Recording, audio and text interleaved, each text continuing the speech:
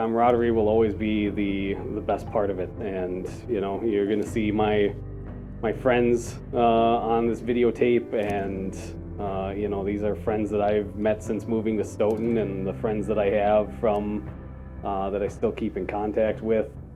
And one of my best friends from we were enlisted together, this Ninja Dave, guy that we were talking about, and he's, we still do business stuff together, and it's fun. And those are, I guess if you were to say where do my memories come from, it's all those memories with the friends. It's all fast-paced, fast training, and you're training from sunup to sundown or more at sometimes. And so to kind of de-stress and have the camaraderie with your fellow people and fellow service members in basic training, we found ways to keep ourselves entertained with, didn't have cell phones or anything like that to try and entertain ourselves, no TV, so just the way that we had fun and enjoyed each other through a difficult time. You'll never find another friendship like you find when you're in the service. And just like being in the VFW now, you get that same bond, that same, me and you were talking earlier about how you sit around these groups with people from different walks of life, and you just hear about how this person grew up this poor, this person came from rich, and now at the level of the VFW and the American Legion, it's, where you're from, different branches of service now we get to talk about when you go back. But yeah, I think just the friendships, and a lot of the guys that I went through boot camp with, I went through a lot of other training with, and 3 or 4 of them ended up in Vietnam, where I was stationed. So my first days, in basic training, just a little uneasy, a little nervous, a little scared, didn't really know what to expect. You get off the bus and all the drill sergeants are yelling at you, telling you to do this and do that. And no matter what, if you do it right or do it wrong, you still did it wrong, so they can sit there and make you do push-ups. And it's a whirlwind. The first day feels like a week. Just going from a basic lifestyle to the most strictest lifestyle you can possibly imagine. And being told what to do, when to go to chow, how to hold a cup. You held a cup like this, and you had your hand over it, and you didn't know why when you were there, but that's how you held a grenade. It was stuff like that. Like every single thing you did in boot camp was for a reason, whether you're just like, this is the dumbest thing ever. Getting up in the middle of the night and scrubbing little squares on the floor so they would look nice for inspection the next morning. We took a toothpaste or toothbrush, and each buddy had a square, and you scrubbed it nice and shiny. I was thinking I made a really big mistake, but things got better the longer you were in. The first few days, they make you feel like you're, did you do the right thing? Didn't you? But that's their way of doing things. They knock you down and then they build you back up. First time I truly deployed was to Prince Sultan Air Base in Riyadh, Saudi Arabia. So when you land, it's the desert. One thing I always remember, you get off the plane, and I don't know if anybody's familiar with camel spiders, but they're these ginormous spiders over in the desert. They can get pretty big. Mm-hmm. And they're pretty aggressive, so they'll kind of chase you down the flight line. So that you land, you're in the desert, you got alien spiders attacking you. It's pretty interesting. Military convoys and supply line convoys would come up through Kuwait and meet us at the border, and then we had Humvees and other gun trucks, and we would attach ourselves to these 45 semi-trucks, right? So you're taking a semi-truck, and now imagine 45 of them in a row. The convoy itself's 2 miles long, and we would attach 3 gun trucks to it, and we would secure them or escort them to wherever they had to go, lead them to wherever they had to go. And then if they got shot at or roadside bombs, and protect them through. So they gave us time to set up our tents. When the trucks arrived, we were on the road from 2 in the morning until midnight every day for 6 months, and then they kind of let us breathe a little bit. Battleship New Jersey. And just to watch the New Jersey shoot their 16-inch guns. And the ship would just sway when the ship went off. That was really quite an experience. I remember the first night in Chiang Mai, I had to do post perimeter duty. He said, "Tell me what you're hearing right now."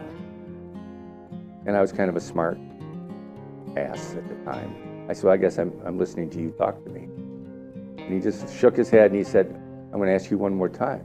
What can you hear right now?" I said, "I guess I hear cricket." He said, "When those crickets stop, you'll probably die. Because when those crickets stop, that means the sappers have gotten through the perimeter." Unfortunately for me, that didn't happen that night, but about a half a click down, there was another security bunker on the perimeter, and that person did not make it because the sappers got in that night and blew up part of the fuel depot that we I went twice to Vietnam on temporary duty assignments. Both trips were to pick up American prisoners to bring back to the United States. One was 7 days and one was 11. Anyway, my assistant and I in the third wiper launch an aircraft. I can't remember the tail number, I maybe blanked it out. But about an hour and a half after it's airborne, they lost communication with it. And right away they called me into the office, the flight line office, and it had to be my fault that they lost communication. And they've never regained communication with the aircraft at all. And this second lieutenant, not going to use his name, but I'll never forget it, and the senior master sergeant, who was a very nice guy, they put me on the carpet and they're asking me from minute one how my day went. Did I follow the checklist verbatim? And I positive I did. They, threw up that I had just come back from being on an extension leave and hadn't been doing pre-flights for 30-some days, whatever the case was. Anyway, they pulled me off the flight line, the lieutenant did, and he said, "You're going to be driving," what I called it was a roach coach. It run people back and forth to the terminal to get like snacks or whatever. Then all of a sudden, the Army and Marines found parts of my aircraft that I had launched full of AK-47 bullet holes. It wasn't a crew chief error. It was shot out of the air. And then they called me into the office and they says, "Sergeant Toolin, you'll be given such and such airplane." And the senior master sergeant says, "Red, don't pay any attention to that second lieutenant. Take 3 days in country R&R, come in and talk to me when you come back, and I'll decide what aircraft you want, and you can have your assistant and your third wiper back, whatever aircrafts are available." It was us when we coming home, not when we had the ammunition. But we had one bridge blown up by a Vietnamese, or a VC, and then the Air Force came in and put a portable bridge, and we went on our journey. It was a challenge every day, because every day was a different day. And I just prayed for a good day every day, which it was, to my last ride home. And other than that, it's the best thing. Our company was the 321st Transportation. We all came over and we all went home. Nobody got injured, but then there was quite a few that went back and they didn't make it. Experiences vary on deployments overseas and in combat zones. I was fairly fortunate with my experience. A lot of people had a lot of worse jobs than I did, but still being in that area, has its own stressors, and being away from your family for months at a time. And at the time I was, when I went over, I was 20 years old. had my 21st birthday in Afghanistan. And so, that was the first really long time I'd been away. It was the first time I've ever been out of the country. So just getting back home and getting to see my family again was what I was looking forward to most. And just not being in Afghanistan. Yeah, so I mentioned that I had a very difficult transition from leaving the Army and like coming back to the civilian life, if you will. And so, as Rob and Adam and I'm sure many of the other veterans are going to talk to you about, it's they'll teach you to put the uniform on. They don't teach you to take it off. And so, there's a lot of great benefits that are out there, and, things like Adam does to help with the veteran community to get that kind of help. But it's tough, and then you don't know how to accept it, because, as many of these other veterans that are going to talk are very modest, hardworking, keep their head down, I'm a warrior, keep fighting. And they don't know how to ask for help unless it's other people that they've served with, or especially those that they have fought with. Well, when I came home in '68 on my extension leave, I had been, I thought, disgraced. They treated you like garbage, and you had to avoid them, otherwise you might lose your temper. We got off the ship, and we got back out of the base in San Diego. We were called baby killers and everything else. And you just didn't want to look at them. You just wanted to get out and leave. And that's what I wanted to do. Just get away. Because that's the way the people in California treated us. There were some friends that didn't understand, and as you know, most Vietnam veterans didn't get a good welcome home. I didn't have that, not being welcome home, but I did feel that it wasn't appreciated very much. And it took a long time for me. When I got home, I didn't think about Vietnam. I mean, I would have some dreams now and again, nothing real serious, but I didn't think about it on a daily basis. I let it go because it wasn't important to me at the time. I went and I did my service, and I was proud of that, but I don't think anybody else was proud of the fact, other than my family, that I was there and other Vietnam veterans were there. So I let it go for a long time, very long time.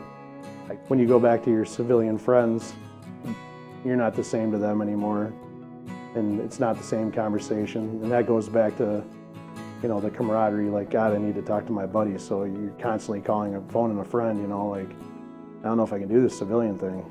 Like, this is weird. Then you get a civilian job, and I went to therapy. I went to therapy twice. My family recognized that I was a little angry. I mean, I'm always kind of high-strung and whatever, but there's services out there to help us. So you gotta acknowledge your problem, and you gotta get it taken care of. And I realized that right away, because I was, you're mad at the dumbest stuff because you don't have that organization that the military already has for you. And then I'm hanging out with the Japanese Army, and we were walking through this highly populated area, and there were tall buildings, and it was sensory overload, and you get the tightness, and everything's processing, right? You're looking for snipers on the roof, you're looking at trash on the road, you're looking at vehicles that are going by, and you don't know when you can, just everything was snapping so quickly that and I collapsed in the streets of Tokyo, and I blew it off, oh no, you didn't want to tell your friends, it's a panic attack, and I need help, and someone needs to help me. You're like, you've been drinking, guys, you're just trying to pass it off as nothing because you got to be tough. Today might not have a great optic with some of the outside political influences, but it really boils down to stepping up and serving for a greater purpose than yourself. And military service is certainly not for everybody, but the experiences that you get, the life experiences that you get, and the benefits that you get because of your service while you're in and after, it's just so valuable to be a part of something greater than yourself and to serve something greater than yourself and all of the benefits that come with it. So, you know, if anybody ever considers service, whether it's military service, government service, it's always good to be contributing to something larger than yourself. I was told in high school I wasn't college material, and I wasn't gonna go to college or anything. So I didn't really believe in myself.